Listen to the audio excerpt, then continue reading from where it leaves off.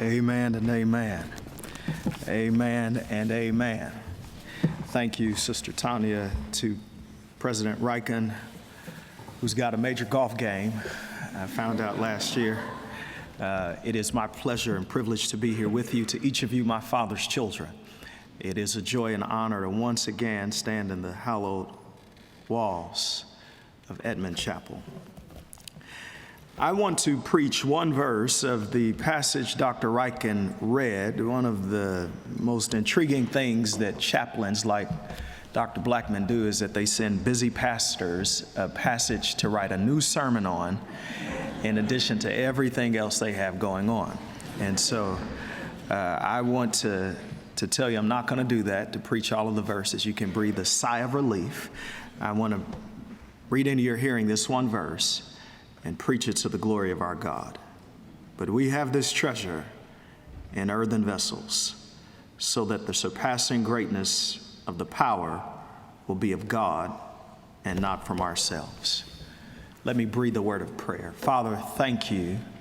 Grant me now clarity of mind, concision of speech, and conviction of heart, that I may tell the truth, the whole truth, and nothing but the truth, for your glory and the good of your people. In Jesus' name, amen. People keep valuables in strange places. That's the story of the $1 million nickel. Only 5 of Lady Liberty nickels were minted in the 1800s. The $1 million nickel that stayed in the Givens family attic in North Carolina for 40 years.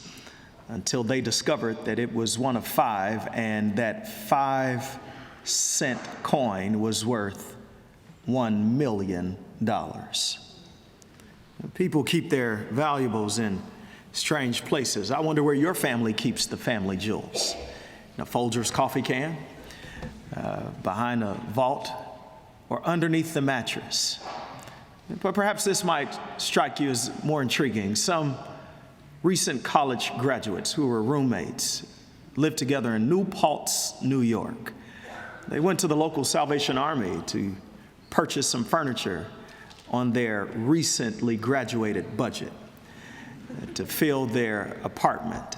They stumbled upon a couch. It looked okay. It could seat 2, maybe 3 comfortably.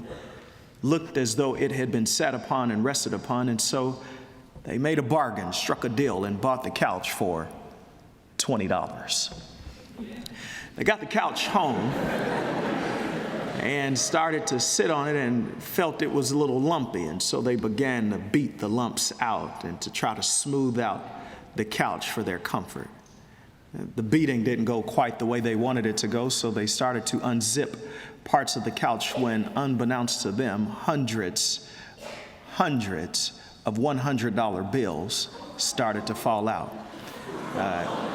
An inch and a half here, an inch and a half there. And by the time they got done counting, they stopped counting before they got through the rest of it. More than $40,000 had fallen out of that $20 couch.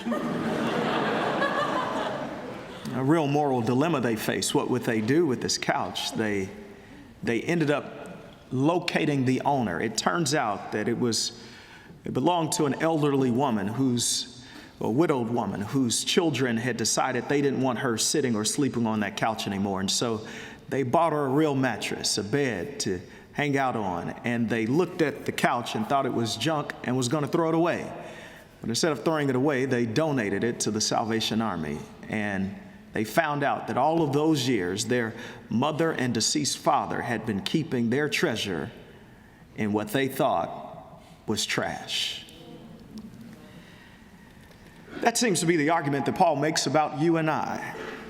In 2 Corinthians chapter 4, verse 7, it is that God likes to put treasure in jugs of mud, in jars of clay. This is not an unhelpful imagery. It's actually an illustration from that first century world where people would take their valuables and not deposit them in a bank, but put them in little pieces of pottery and bury them in the backyard. They took what was most important and put it in a container they could crack. one that they could easily access. And I imagine Paul's a great preacher. He's looking at that piece of pottery containing that treasure laid down in someone's yard, and the jug of mud starts to preach to him.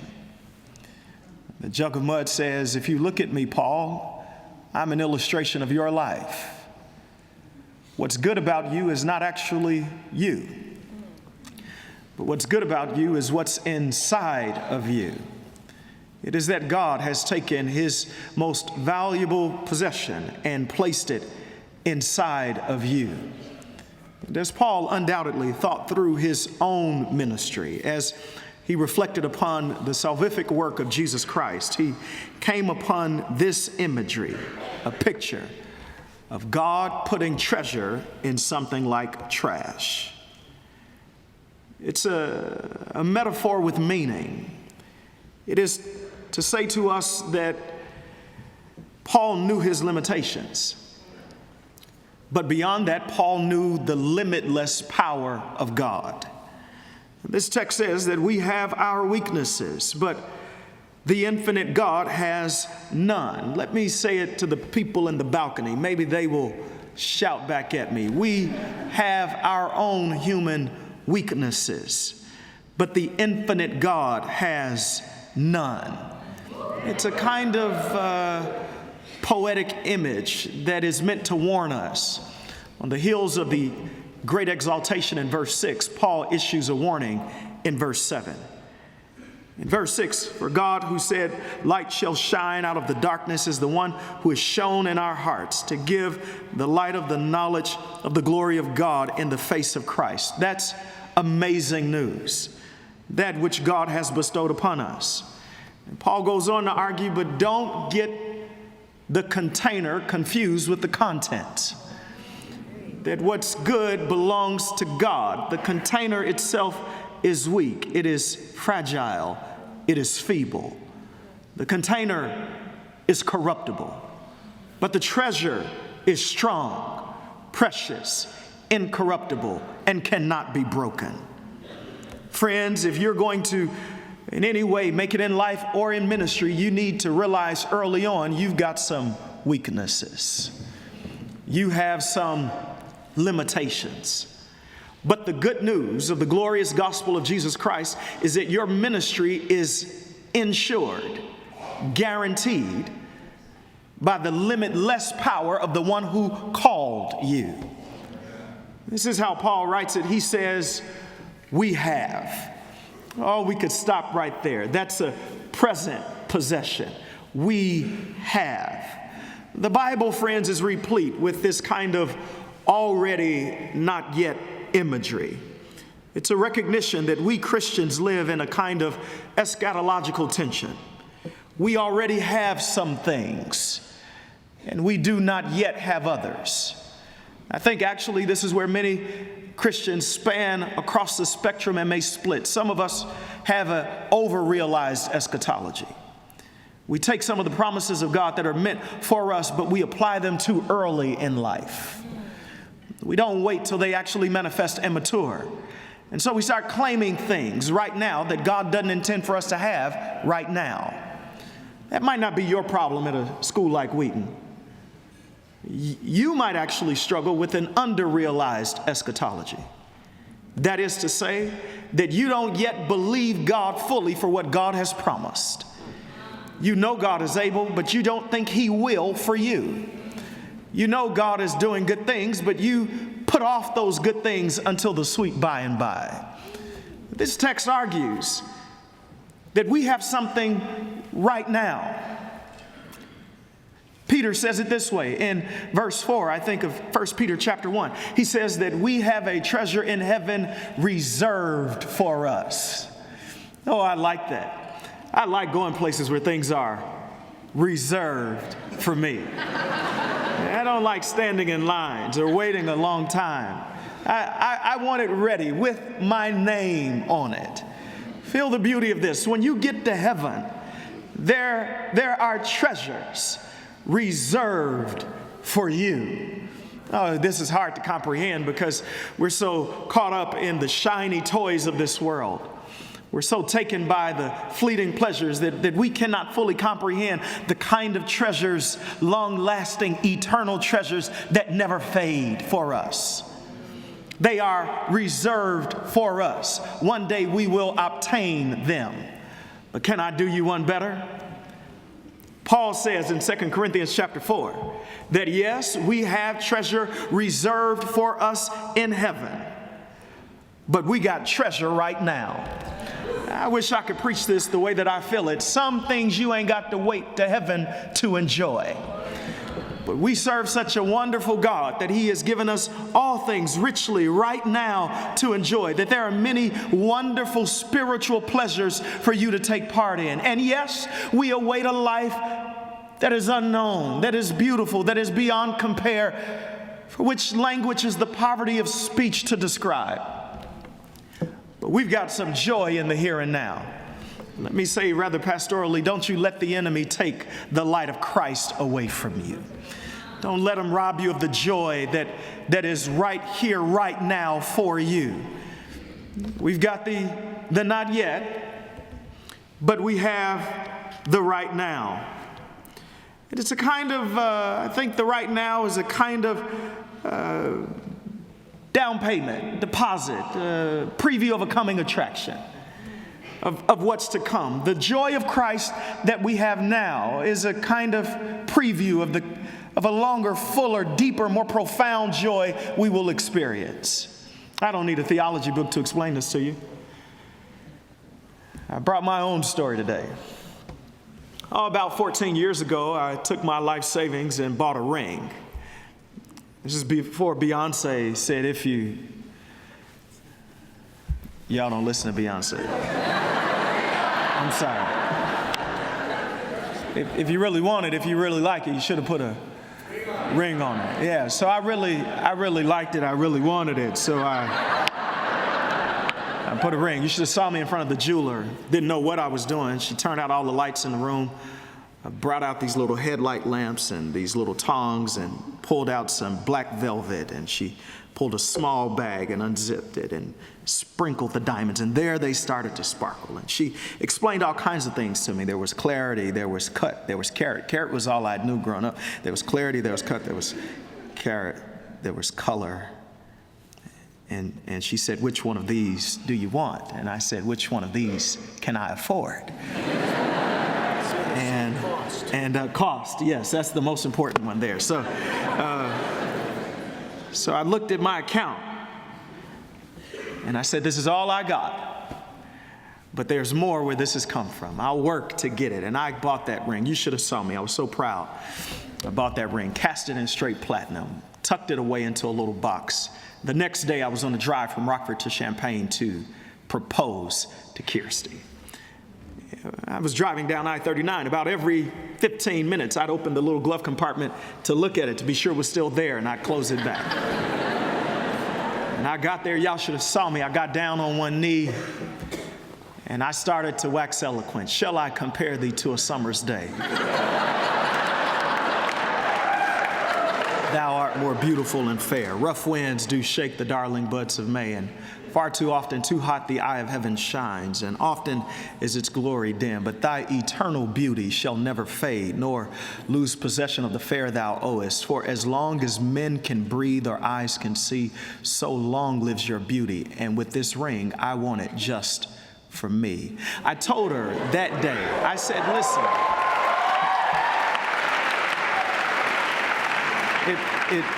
it makes the point. I told her that day, I got to go back to where I am. I got to get back in the car and drive back up. I've got to finish school, but I'm coming back to get you. And if ever you miss me, or you can't catch me on the phone, or you wonder what's going on, where I am, all you got to do is look down at your hand. Because when you look at that, that's a symbol. That is me saying, I gave you everything I got, and I'm coming back for you. When you look at the treasure that is inside of these earthen vessels, God has put a kind of deposit, a kind of down payment. If ever you wonder how He feels about you, that He loves you, and if He's coming back, all you have to do is look at the light of the glory of God in the face of Jesus Christ. And it is a reminder that we have this treasure.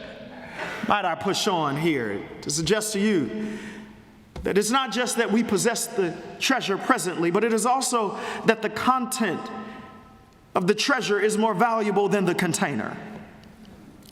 Peter argues that we aren't much more than jugs of mud, jars of clay. I know this might be tough for young people at a prestigious university about to take over the world for Christ. But let me tell you, time has wings. It moves fast. You're not as strong as you think you are right now. Time has a way of imposing gravity upon you. Parts of your body that once stood up perky and strong start to slip and drop. Muscles that used to be nice and firm start to grow weak and flabby. It doesn't take long to find out you're made of mud. I looked at our metabolic value as Chaplain Blackman assigned me a passage for which I had to write a sermon. I looked at our metabolic value. And let me tell you, it doesn't matter what your net worth is, your metabolic worth will never be much. LeBron's making a lot of money, but about 85% of his body is water. Less than 1% is magnesium and chloride and salt and iron. Tiger just won the Masters. Worth a lot of money, but about 85% of his body is H2O. You, who carry the glorious gospel of Jesus Christ, you may not see $50 million in a signing bonus, but your metabolic value is about the same. You're about 85% water.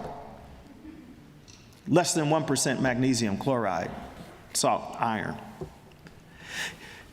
If you were to reduce your body down to its metabolic content, you'd be a couple bottles of water, maybe a few iron nails, and about a quarter of the amount of salt in a shaker. You'd be worth $25 at Walmart.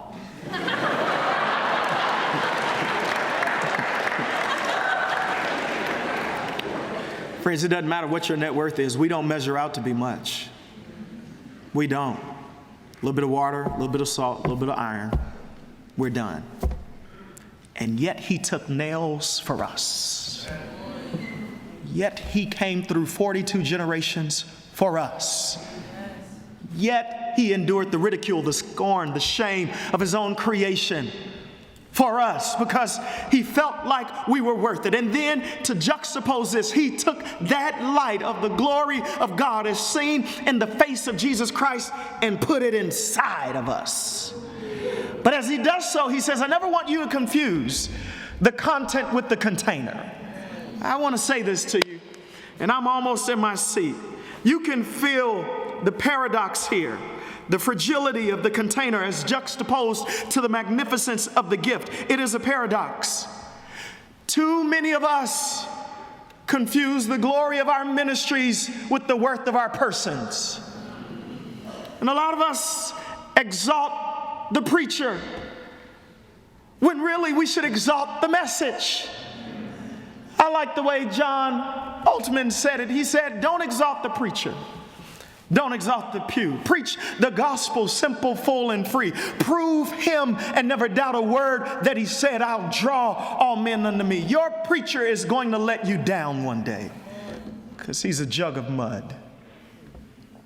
Some of you are going to let your families down one day because you're a jug of mud. But don't give up in ministry when you fall. Don't let go when you mess up because the treasure isn't really you. The treasure is what's inside of you. I marvel at how quickly we throw preachers away these days when we find out they're really just jugs of mud.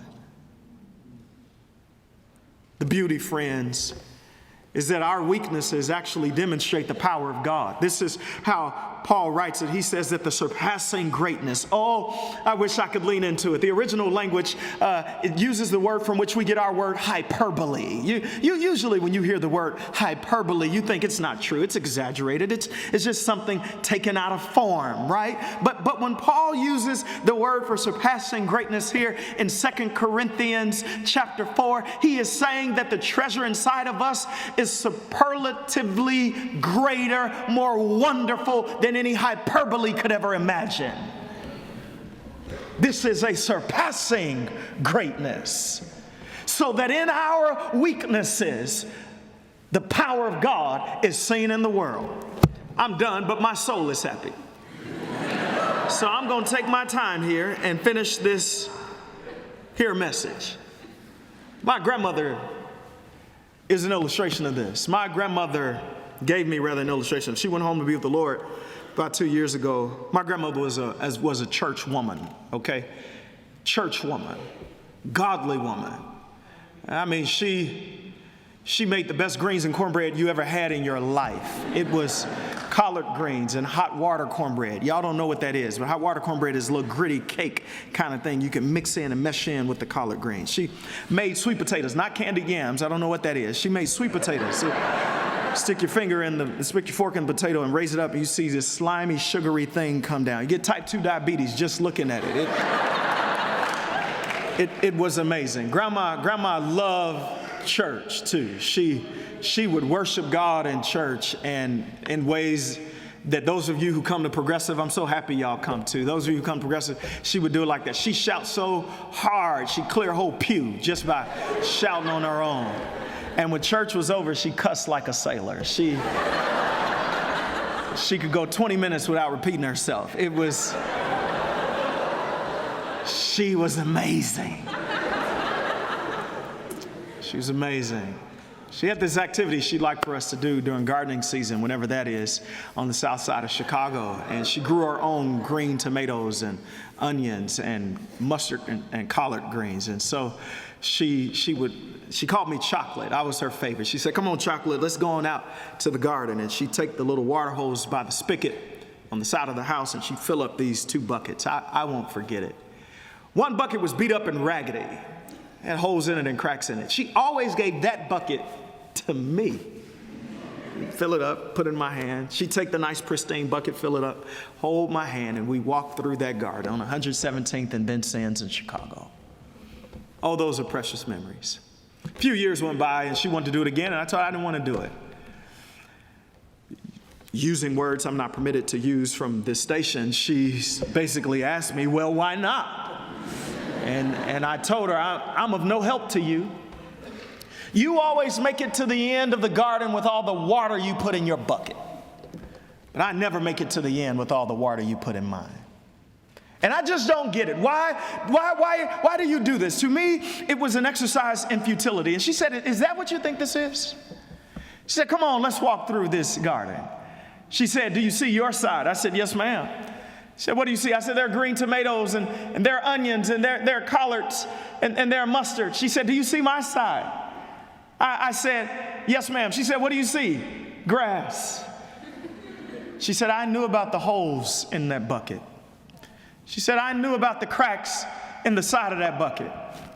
And I filled it up anyway. And I had you to carry it as I carried your hand, because I knew that as you walked through the garden, the contents of that bucket would ease out and fall over and hit the ground, and it would help the seed underneath the soil open up and grow. And the reason we got green tomatoes and onions and collards and mustards is because that bucket is broke." Friends, I wish I could preach this the way I feel it, but let me just say to you that Grandma taught me something about the power of God. It is through our limitations that God demonstrates his power. He knows you're a cracked container. He knows that you're a jug of mud. He knows that we are jars of clay. And yet he fills us up so that as we walk through the world, the glory of the light shining on the face of Jesus Christ eases out. And those who would never have known the truth about God get to see him, because God put inside of us a great treasure. God bless y'all. May the world